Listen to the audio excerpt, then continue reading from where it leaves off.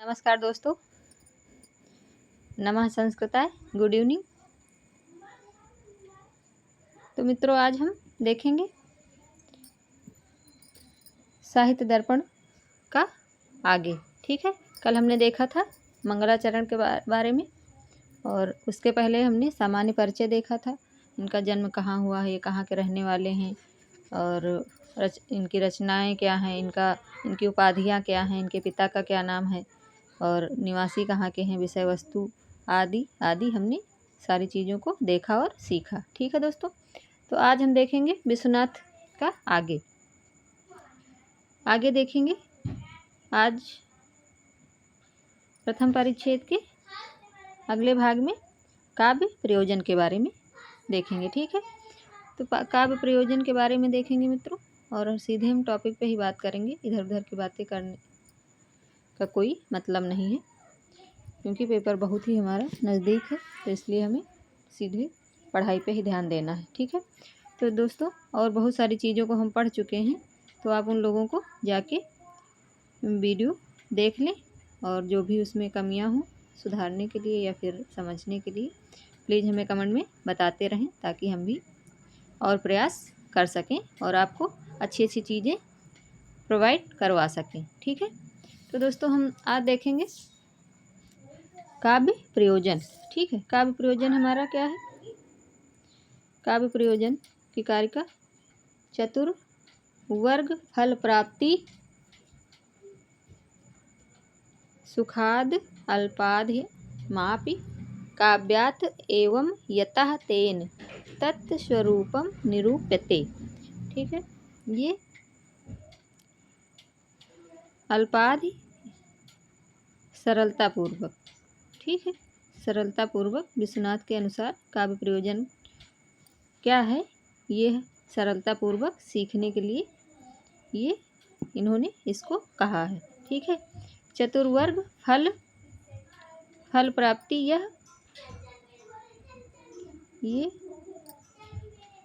वेदों से भी संभव है। काव्य किंतु अल्प बुद्धि वाले एवं सुखपूर्वक पढ़ने वाले लोगों ज्ञान देता है, अतः मेरे द्वारा यह काव्य लिखा जा रहा है। विश्वनाथ जी ऐसा कह रहे हैं। ठीक है, कि मेरे द्वारा यह लिखा जा रहा है। ठीक है मित्रों, आगे देखेंगे दोस्तों। आगे है हमारा आगे काव्य लक्षण। काव्य लक्षण जो है हमारा वो है, विश्वनाथ ने काव्य लक्षणों तक, एक सेकंड, क्षमा मित्रों, आगे देखेंगे काव्य लक्षण। विश्वनाथ ने काव्य लक्षण तर्क कु आ व मा, यानी कि कुंतक, आनंदवर्धन, व से वामन, मा से मम्मट, इन लोगों के काव्य लक्षणों का खंडन तर्कपूर्ण करते हुए, खंडन करते हुए इन्होंने अपना काव्य लक्षण की स्थापना किया है। ठीक है, सबके काव्य लक्षणों का खंडन करते हुए विश्वनाथ जी अपने काव्य लक्षण को प्रस्तुत करते हुए और उसका प्रतिपादन करते हैं। ठीक है, वाक्यम रसात्मकम काव्यम, ये विश्वनाथ जी के काव्य लक्षण है। ठीक है, तो आगे हो जाएगा हमारा मित्रों, आगे है हमारा, ये हो गया। उसके बाद फिर आगे देखेंगे। आगे हमारा है मम्मट का काव्य प्रकाश। मम्मट की बुक का नाम है काव्य प्रकाश। काव्य प्रकाश में मम्मट जी ने काव्य लक्षण दिया है, तद दोषो शब्दार्थो सगुणान अलंकृति पुनः क्वापि। ठीक है, दोषों से रहित, यानी कि दोषों से रहित, अर्थ शब्द अर्थ दोनों से पूर्ण, माधुर्य ओज गुण प्रसाद से, यानी कि परिपूर्ण। ठीक है, अलंकारों से भी परिपूर्ण। ठीक है, वो होता है काव्य लक्षण। ठीक है, आगे देखेंगे।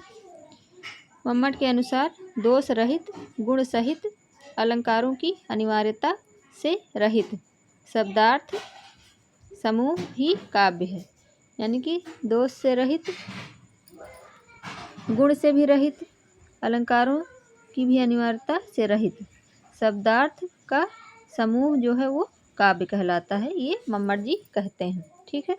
तो मम्मट जी ये कहते हैं, लेकिन आगे विशेषताएं 4, ठीक है।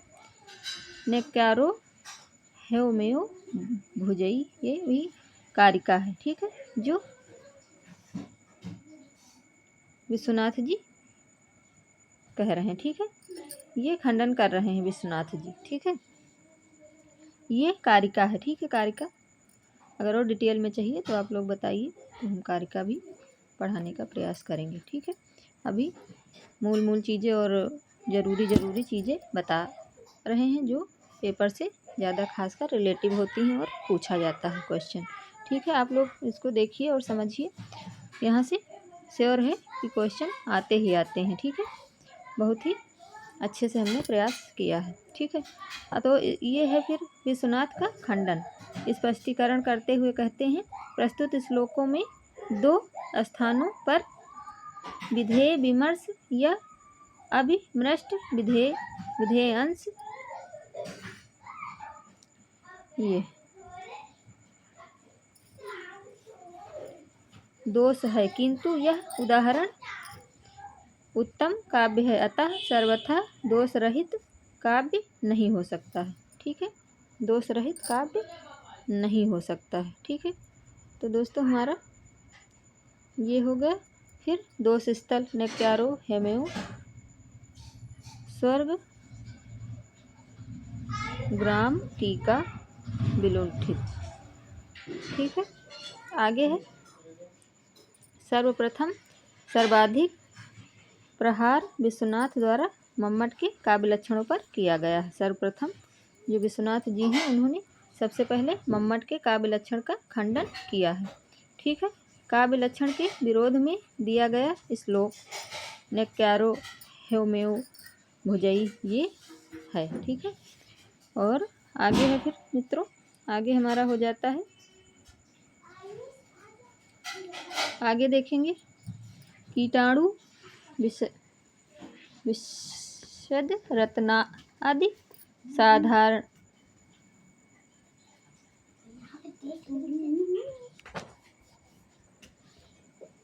ये आगे देखेंगे दोस्तों। साधारण खेन काव्यतः दुष्टे स्वापि मतः पत्र रसादनुगमः स्फुटः इति, यानी कि ये बोल रहे हैं। आगे हमारा हो गया कि कीटाणु से रहित, ये कीटाणु से छत रत्न, जो रत्न होता है कीटाणु से छत रत्न ही रहता है, वो रत्न ही रहता है। उसी प्रकार काव्य में अल्प दोष होने पर भी काव्य की हानि नहीं होती है, ये बोल रहे हैं, ठीक है। यानी कि वो काव्य ही रहता है। जैसे कोई रत्न है तो उसमें अगर थोड़ा सा क्षति हो गई, थोड़ा सा कहीं कुछ उसमें दिक्कत आ गई तो वो रत्न ही रहता है।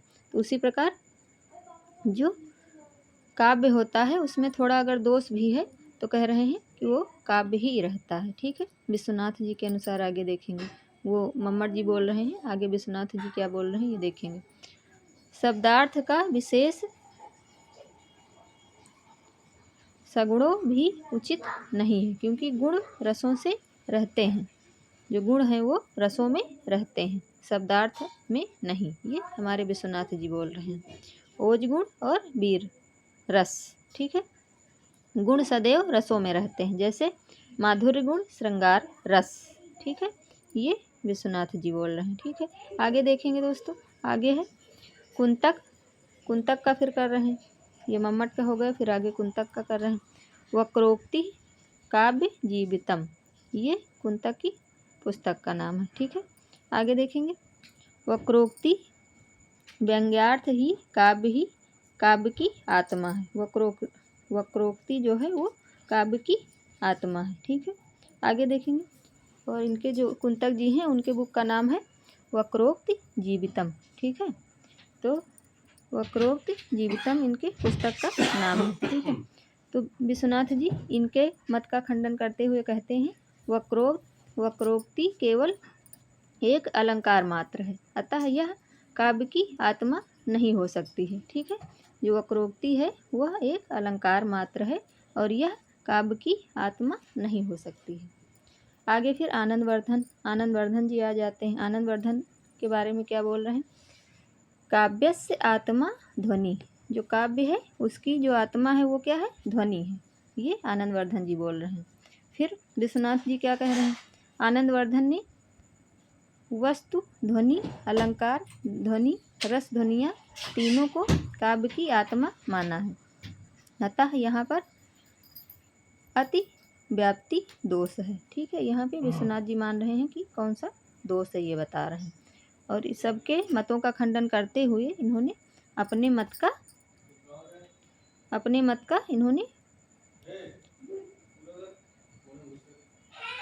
का इन्होंने अच्छे से, यानी कि अपने मत को अच्छे से रखा है। वाक्यम रसात्मकम काव्यम, ये हमारे विश्वनाथ जी अपना प्रस्तुत कर रहे हैं और सबके मत का खंडन कर रहे हैं। ठीक है, इसी तरह आनंदवर्धन जी का हो गया। फिर आगे इसी तरह हो जाता है हमारा, सॉरी मित्रों एक सेकंड, फिर आगे हो जाता है वामन का। वामन भी इसी तरह, इनके वामन की बुक का नाम है काव्य अलंकार सूत्र। ठीक है, ये इनकी बुक है। ठीक है, शैली रीतिर आत्मा काव्यस, जो रीति है वो काव्य की आत्मा है। वामन जी कह रहे हैं काव्य लिखने का अपना अपना तरीका, स्टाइल या शैली होती है। ठीक है, ये बता रहे हैं। ठीक है, तो विश्वनाथ जी क्या बोल रहे हैं देखेंगे। पद संघटना रीति अवयव संस्थान विशेषवत। ठीक है, ये विश्वनाथ जी बोल रहे हैं। अर्थात पदों को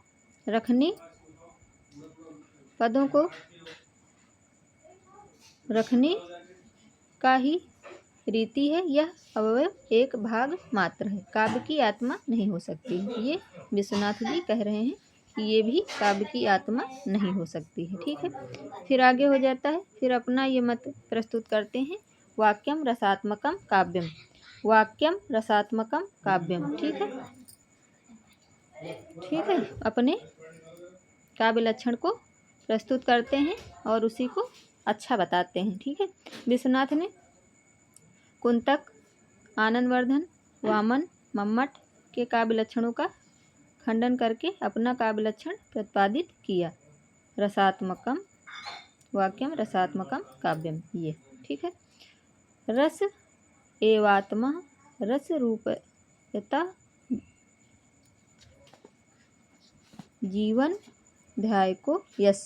ठीक है, अर्थात रस काव्य की जीवन व सार है। ठीक है, रस की व्युत्पत्ति रसस्ते इति रसः आस्वादन किया जाए वही रस है, जिसका आस्वादन किया जाए वही रस है।